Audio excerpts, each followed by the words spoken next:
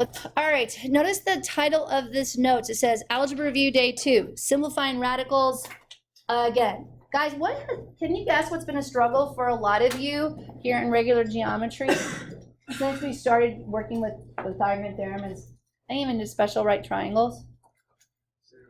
You guys really struggle with just finding the square root of a number. Just working with simplifying that. And so we need to work, I'm not going to do tons of different ones. We're just going to practice really just simplifying basic radicals. Because if I can get you to a point where you feel confident on that, hello, that helps your final for geometry, but it also helps you in Algebra 2 next year. So let's try to make sure that we have that. But there's a few things you need to remember that are very helpful. First of all, you have to remember how to work with exponents a little bit, because we're going to take it up just a slight notch from what we reviewed earlier. And when you have exponents and you're multiplying them together, like here I have an x cubed times x to the 5th. What do you get for your answer? You got x to the 8th. Now, how did you get that? What do you do with those two exponents when you multiply them if they have the same base, guys? You add them together. Now, honestly, what you're doing is you're sitting there going, okay, I have 3 x's, and I'm multiplying them to 5 x's, and together they make how many x's? 8. So it'd be x to 8. So that's literally what you're doing, but obviously we don't want to take the time. Like, how many people want to write out, like, let's just say you had 120 of those. So yeah, you're really going to write out 120 x's and keep track of that, right? No. But that's really important for you to remember. Partly because we're going to be working with some very much called perfect square numbers. Now, another thing you need to remember, and this is what some of you tried to apply, what we were talking about earlier in class, because remember earlier in class, we talked about how this isn't true. That doesn't work. You have to instead write it out as x plus 9 times x plus 9 in order to get a value, and then we end up getting 18x plus 81, but this would never be true.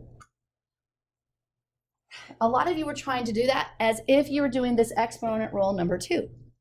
Notice inside the parentheses, do you see any addition or subtraction signs? No, it's all multiplication. And if that's the case, we know that we can make this 3 to the 1st power even, and we can use the exponent rule that if I have an exponent outside the parentheses, it then gets multiplied to the exponent inside the parentheses. So you'd get 3 to the 1st times x to the 6th. And then you using the idea of simplifying exponents, 3 cubed would end up being 27x to the 6th. So those are some exponent rules that you're expected to remember from Algebra 1. Now, I'll tell you right now, probably the first one is the one that's most important for what we're working with at this moment. In fact, it's more the idea right here that if I have numbers like this, x to the 4th times x to the 4th, guys, what would that be for a value? Yeah, it'd be x to the 8th. How about x cubed times x cubed? What would you get? X to the what? 6. Anytime that you're multiplying something by itself, that's called a perfect square number. So guys, these are perfect squares. So any even numbered exponent is a perfect square. So for instance, if I had x to the 10th, it would be a perfect square number. In fact, what two numbers multiply together to be x to the 10th? X to the 5th and x to the 5th. If you can keep that idea in your mind figured out real easily, a little bit what we're doing today will be really fast and quick for you. Also, you have to have your perfect square numbers memorized. Now, if you had Mr. McDonald last year, I think you memorize them all up to 30 squared, wasn't it? Or at least 25 squared. At least 25 squared? Was it 25? All right, so let's see how well you do getting to 20 squared. Let's try to get there first. All right, I'm really hoping everyone knows what 1 squared is at this point in their life. And we should know 4, 9, 16, 25, 36. What's 7 squared, guys? 49, 64, 81, 100. All right, first column should be the easy column, right? Those should be the numbers we automatically look for first because they're just easiest to work with. And then you have your 11 squared, which is what, guys? 121. Yep. We have our 121, 144, whatever. What's the next one? 169, 196, 256. Keep going. And 400. if you don't have those memorized, this would be very helpful just to have next to you when you are doing your homework tonight. Because those are the numbers I'm looking to factor out of perfect square numbers. Now, when we simplify radicals, I'm going to do it two different ways. And honestly, I want you to own a method and get it right. Did everyone hear me on this? Because right now, I've been watching too many, I've like this whole semester, people could get stuff right if they knew how to simplify radicals, but people have been struggling with that. And so you'll get a problem wrong, you understand the geometry concept, but your algebra will get you wrong. And I don't want that for you guys anymore. So let's do a quick one. Now, what is the two methods of working with it? Now, my preferred method is factoring out perfect square numbers. However, a lot of you learn how to do this using prime factorization. And if you see it this way, it's actually helpful for when you take cubic roots and fourth roots and fifth roots in Algebra 2. So on this first one, if you're doing prime factorization, that means you literally take the time and you factor it out into only prime numbers. So like the square root of 8 would be 2 times 2 times 2. And then when you do that, you always look for pairs of the numbers. And then you take it out. So you take out the number of that pair.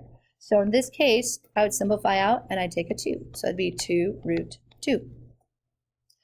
And whatever gets left doesn't have a pair, doesn't have a partner.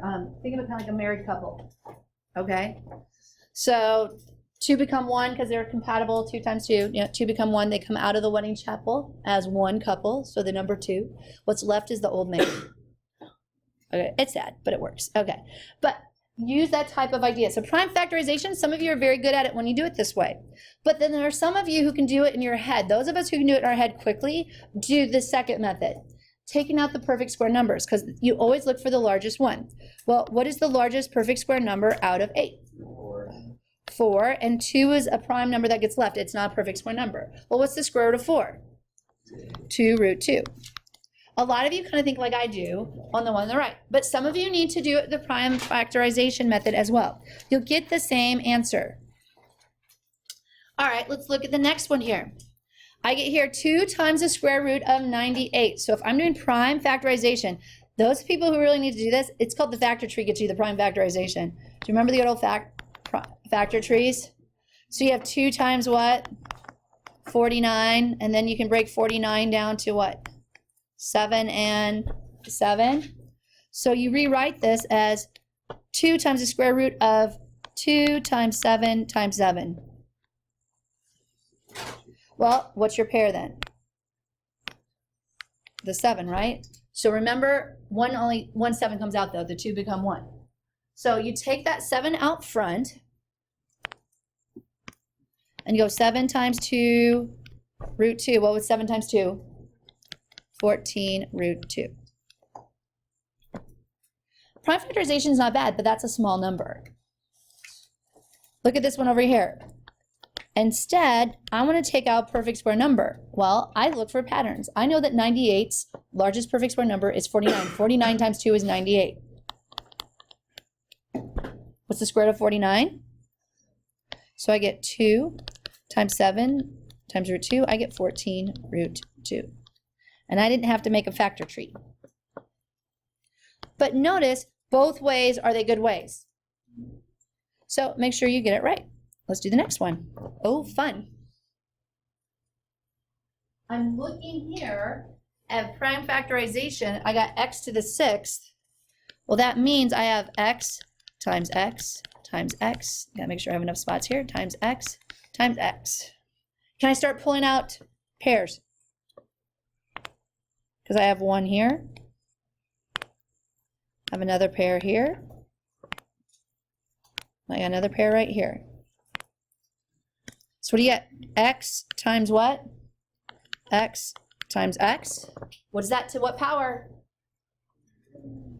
X cubed. It does work that way, but I think it's easier if you understand your exponent rule.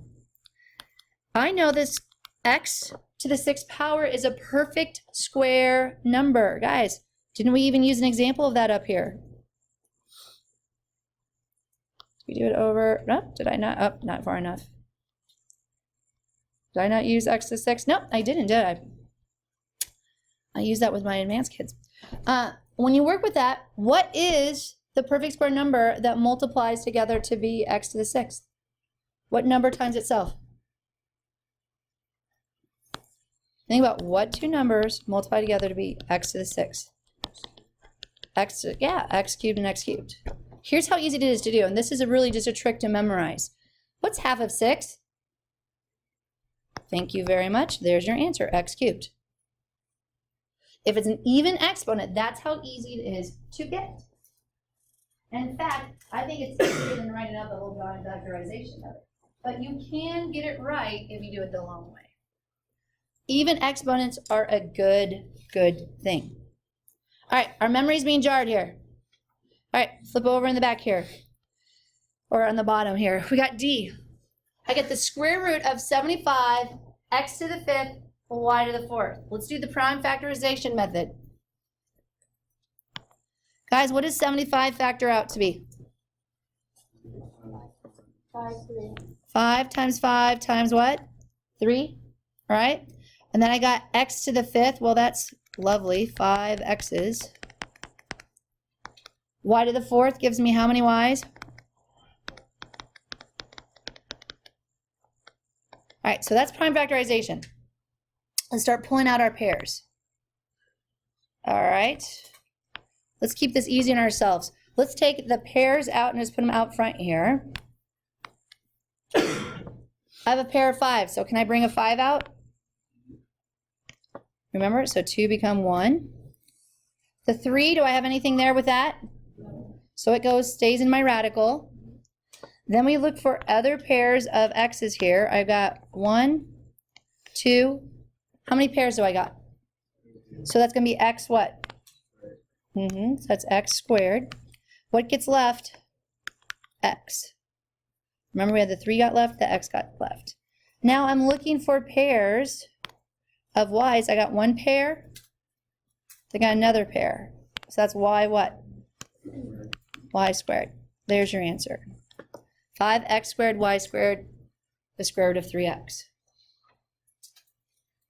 If you're going to be using your perfect square number method to do this,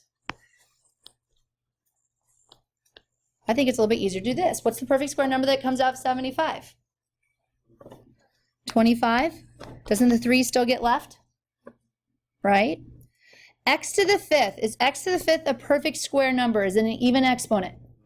No, but I can factor out a perfect square number from that. I can take out an x to the 4th. What gets left is an x to the 1st, because x to the 4th times x to the 1st gives me x to the 5th. So I can factor 1 out. So you just take 1 less, put that 1 to the right, and get x to the 4th. Now, is y to the 4th a perfect square number? Yes. Now it's pretty much straightforward. Find the square root. Remember, once you take the square root of perfect square numbers, the radical sign goes away. So what's the square root of 25? What's the square root of x to the 4th? X squared, because remember, just 4 divided by 2, the exponent divided by 2, so it's x squared. I get y what? Squared. And then I get root 3x. There's nothing else you have to do. Do you see, like, when you have exponents and stuff, how the one on the right is just a little bit faster? But again, get it what? Get it right. Get it right. All right. Is that all of our examples? I think so. Which one? Right here? Yeah. All right. Now, guys, I want to give us some time to work on that in a little bit. Do you want to work on that first and then review? Or do you want to review first and then work on homework? What do you want to do first? Well, that's mixed reviews. All right, sorry.